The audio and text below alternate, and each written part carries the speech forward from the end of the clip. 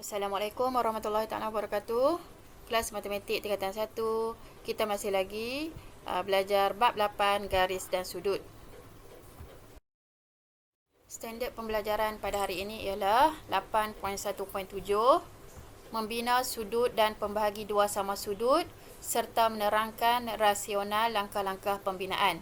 Okey, tajuk hari ini kamu boleh rujuk buku teks muka surat 181. Okey, so hari ini kita masih lagi menggunakan alatan pembinaan iaitu jangka lukis dan juga pembaris. Okey, pastikan jangka lukis kamu dalam keadaan yang sempurna. Jika kamu guna pensel kayu, pastikan mata pensel kamu tajam. Okey. So, yang pertama, kamu salin nota. Yang pertama, pembinaan sudut 60 darjah. Okey, so ada satu sudut saja yang kita akan bina iaitu sudut 60 darjah. Okey, so nota di sini menyatakan selain menggunakan protraktor, okey, so untuk bina sudut sebenarnya apa-apa sudut kita boleh guna protraktor iaitu jangka sudut. Okey, tetapi selain menggunakan protraktor untuk membina sudut 60 darjah boleh dibina dengan menggunakan hanya jangka lukis dan pembaris sahaja berdasarkan konsep sudut dalam segitiga dalam suatu segitiga sama sisi. Maksudnya di sini, okey, untuk lukis sudut kita boleh guna protraktor. Maksudnya apa-apa saiz sudut kita boleh lukis. Perkataan kat situ lukis menggunakan protraktor. Tetapi apabila yang melibatkan pembinaan, ni perkataan pembinaan, okey, kita tak boleh guna protraktor. Kita kena guna jangka lukis dan pembaris. Okey. So, pembinaan tiga temiring garis yang sama panjang membentuk segitiga dengan sudut pedalaman 60 darjah. So, ini maklumat tambahan lah.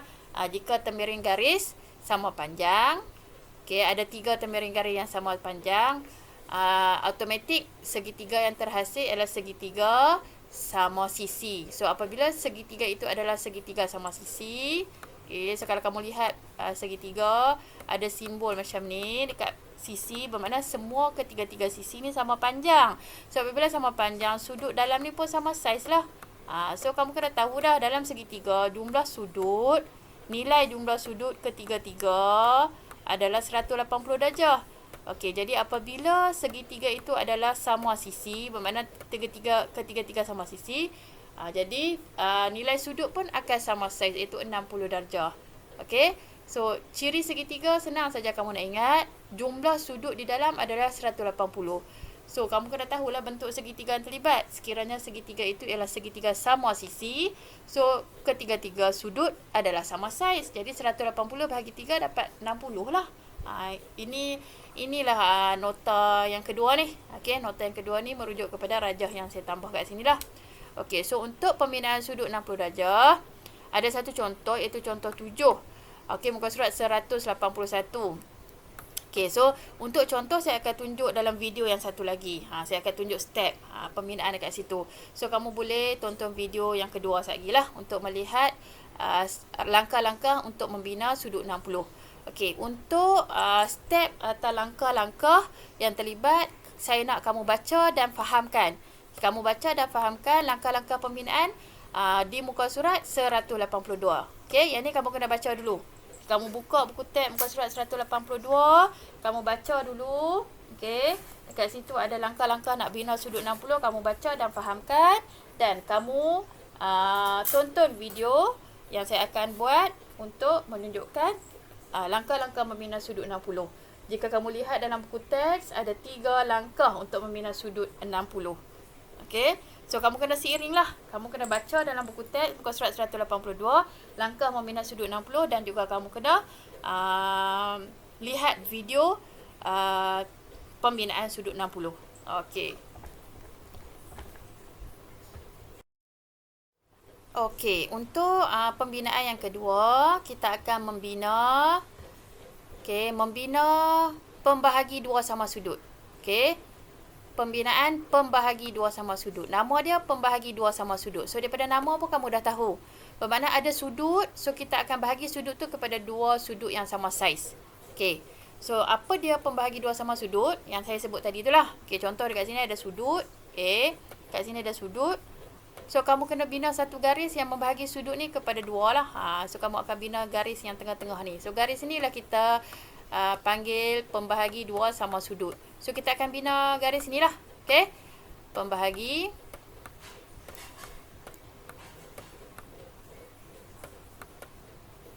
Okay, pembahagi dua sama sudut. So, garis ini kita kena bina lah.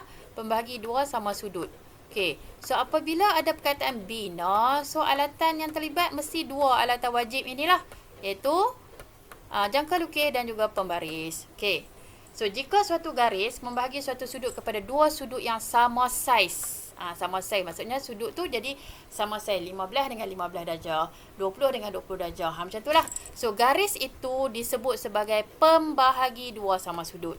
Itu maksud pembahagi dua sama sudut. Maksudnya garis itu ada garis lurus dan garis itu membahagi sudut kepada dua saiz yang sama. Contoh, kalau sudut tu 40, kita bina pembahagi dua sama sudut. Sudut tu terbahagi dua, akan jadi dua sudut yang bernilai 20 darjah. 20 darjah. Kalau sudut tu 50, so kita bina pembahagi dua sama sudut, so akan ada dua sudut yang nilainya 25 darjah dan 25 darjah. Itu maksud pembahagi dua sama sudut. Okey, misalnya, garis OS. Okey, kalau kamu lihat kat sini garis OS. Okey, O dekat sini. Okey, dekat sini O, S dekat sini. So, garis OS iaitu garis yang duduk di tengah-tengah ini ialah pembahagi dua sama sudut bagi sudut POR. Okey, sudut yang terlibat ialah sudut POR. Okey, nampak ni sudut POR. Okey, sudut POR. So, sudut tu berada di O lah, huruf yang tengah-tengah kan. So, POR. So, apabila kita membina pembahagi dua sama sudut, sudut POR ni terbahagi dua. Nampak ada garis kat sini, iaitu garis yang kamu akan bina nantilah, iaitu garis OS. So, garis OS tu telah membahagi sudut POR tadi yang nilai dia asal dia ialah 40 darjah. Okey. So, apabila kamu bina pembahagi dua sama sudut OS, so sudut tu jadi dua. Nampak tak? Atas ni jadi 20, bawah pun 20. Itu yang dikatakan pembahagi dua sama sudut. Jadi, bila soalan tanya antara garis OP, OS dan OR, garis mana adalah pembahagi dua sama sudut? So, jawapan kamu ialah garis OS. Okey. So, untuk pembinaan pembahagi dua sama sudut juga, okey, ada contoh, iaitu contoh 8. Okey, contoh 8, kamu rujuk buku teks muka surat 182. So, untuk contoh 8 pun sama, saya akan buat video untuk menunjukkan pembinaan pembahagi dua sama sudut. Tanggungjawab kamu ialah baca dan fahamkan langkah-langkah untuk membina pembahagi dua sama sudut. Okey, so langkah-langkah pembinaan pembahagi dua sama sudut ada di buku teks muka surat 183. Yang ni kamu kena baca dan kamu fahamkan. Okey, baca, faham, lepas tu rujuk video yang saya akan buat. So, kalau ikutkan di dalam buku teks ada 3 langkah yang terlibat dalam pembinaan pembahagi dua sama sudut. Baca, lihat rajah dalam buku teks tu. Okey, rajah yang real tu, yang ada nampak tangan, jangka lukis semua tu kamu kena tengok dan faham.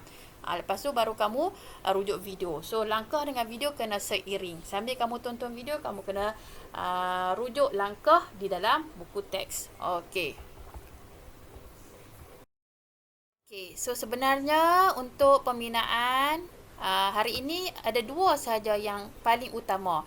Iaitu yang pertama tadi kita bina sudut 60 darjah dan yang kedua kita bina pembahagi dua sama sudut. So, apabila kamu faham kedua-dua langkah pembinaan yang penting tadi, iaitu sudut 60 darjah dan pembahagi dua sama sudut, kamu boleh bina sudut-sudut yang lain.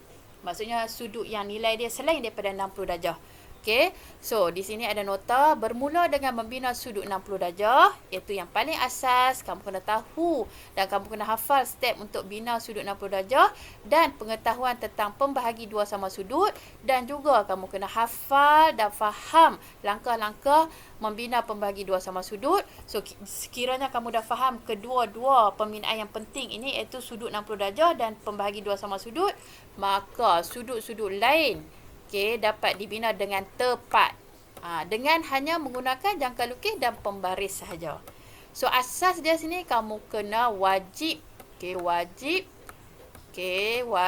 tu maksudnya memang amat-amat penting lah. Wajib faham dua perkara lah. Yang tadi itulah, wajib faham pembinaan apa? Wajib faham pembinaan sudut 60 darjah. Dan juga pembinaan pembahagi dua sama sudut.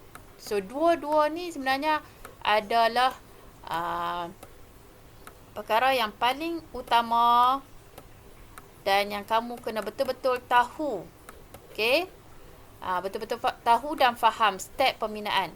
Jika kamu faham step pembinaan kedua-dua perkara ini, iaitu sudut 60, sudut 60 darjah dan pembahagi dua sama sudut, dan pembahagi dua sama sudut, maka jika soalan keluar untuk bina sudut-sudut yang lain, kamu akan mudah. Okey. Contoh dekat sini, kamu hanya belajar sudut 60 darjah. Okey. Apabila kamu tahu membina sudut 60 darjah, kamu akan tahu untuk bina sudut 120 darjah. Okey. Ini yang pertama. Begitu juga jika kamu dah tahu membina sudut 60 darjah dan juga pembahagi dua sama sudut, kamu akan dapat bina sudut yang kedua, iaitu ni. Sudut tegak ni, nampak ni sudut tegak. Okey, garis tegak ni kan. So, bila kamu bina garis tegak ni, kamu akan dapat sudut apa? 90 darjah. Nah. Dan kamu juga akan dapat membina sudut 15 darjah apabila kamu tahu membina sudut 60 darjah. So, sangat-sangat penting kamu kena tahu yang paling asas untuk tajuk hari ini ialah dua perkara saja sebenarnya.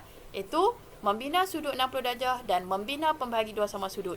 Sekiranya kamu mahir dan juga faham dengan sepenuhnya kedua-dua perkara yang penting ini, maka kamu dapat bina sudut-sudut yang lain. Iaitu sudut 120 darjah, 90 darjah dan juga sudut 15 darjah. Dan ada juga satu lagi sebenarnya. Itu sudut yang keempat. Okey, sudut yang keempat iaitu sudut 75 darjah. Nah, sudut 75 darjah. So, keempat-empat sudut ni, sudut 120 darjah, 90 darjah, 15 darjah dan 75 darjah pun saya akan tunjuk di dalam video. Di dalam buku teks saya tunjuk step untuk kamu bina keempat-empat sudut ni. Saya akan tunjuk dalam video saya. So, amat penting untuk kamu faham video yang kamu akan tonton selepas menonton video ini. Di situ ada menunjukkan step untuk membina sudut-sudut yang lain. Okey. Jadi sekiranya kamu tak faham ataupun soalan ada berkaitan dengan sudut-sudut yang lain daripada 60, kamu tak nampak lagi step, so kamu kena tonton balik video pembinaan yang saya akan sediakan nanti. Okey, jadi rujuk video untuk semua pembinaan, untuk melihat langkah-langkah pembinaan ke semua sudut di atas. Okey, di sini saya nak ingatkan lagi, apabila melibatkan pembinaan, kamu kena ikut step, kena ikut langkah. Langkah itu kena berturutan. Okey. So, jika langkah pertama kena buat lengkuk di kiri, kamu kena ikutlah kena buat lengkuk di kiri. Jika langkah kedua kena buat lengkuk di bawah, kena buatlah lengkuk di bawah. Kamu tak boleh langkau step. Dan tempat kamu nak letak point, iaitu jangka lukis yang bahagian yang tajam, yang jarum tu pun kena betul. Tempat tu mesti betul. Kalau kamu letak di tempat yang tidak sepatutnya, pembinaan kamu salah. Sebab tu kamu kena betul-betul faham video pembinaan yang saya akan share dengan kamu. Okey. So, pastikan kamu ikut step yang telah ditetapkan. Okey, so untuk hari ini, selepas kamu menonton kedua-dua video, iaitu video PowerPoint dan juga video yang saya akan share nanti untuk pembinaan, saya nak kamu buat latih diri 8.1G. Okey, buku teks muka surat 183. Okey, buat semua soalan. Dan juga saya nak kamu buat latihan yang kedua, iaitu mahir diri 8.1, buku teks muka surat 184. Kamu buat nombor 1, 2, 3, 4 dan 5. So, yang ni yang kamu dah belajar sebelum ni. Kamu rujuk balik. Sekiranya kamu tak dapat nak jawab soalan, jenis-jenis sudut dan sebagainya tu, kamu rujuk balik nota. Okey, dah rujuk balik buku teks. So, kamu buat dua latihan ni. Okey, untuk mahir diri, dia ada soalan nombor 6 dan 7. Okey, soalan nombor 6 dan soalan nombor 7.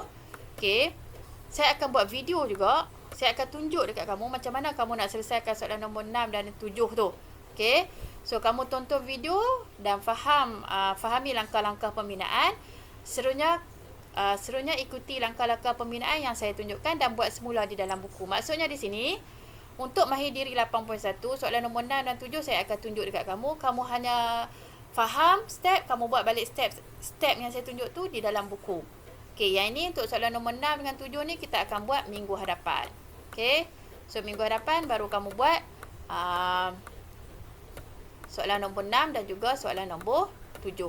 So untuk minggu ni, selepas kamu tonton 2 video, minggu ni kamu akan tonton 2 video lah. Video nota iaitu yang PowerPoint dan juga video untuk step membina sudut. Okey, so untuk minggu ni kamu buat dua latihan lah. 8.1G, latih diri 8.1G dan mahir diri 8.1, soalan nombor 1 sampai 5 sahaja. 2 soalan lagi saya akan tunjuk minggu hadapan. Okey, so clear ah? Okey, so selamat belajar dan kita jumpa lagi. Assalamualaikum warahmatullahi taala wabarakatuh.